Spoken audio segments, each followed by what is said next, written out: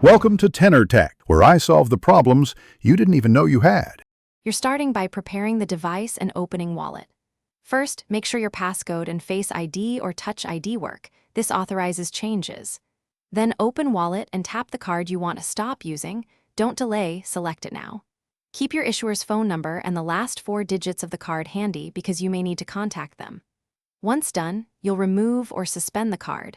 This prevents new Apple Pay charges while you complete next steps. Now you remove or suspend the card inside Wallet. Tap the card, open More, the 3 dots, and choose Remove Card or Suspend Card. That action stops Apple Pay from using it immediately. If that option isn't visible, exit to Settings, select Wallet and Apple Pay, find the card and delete it there. Make sure to contact your bank if you need an account freeze or a replacement card. They can cancel tokens tied to Apple Pay.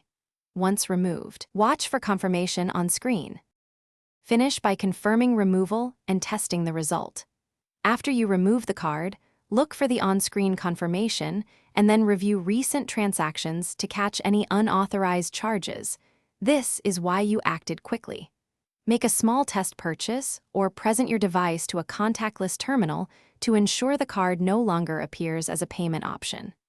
If Apple Pay still shows the card, contact Apple support or your card issuer and ask them to revoke device tokens. This fully severs Apple Pay access. Thanks for watching. Subscribe to keep your life in tune.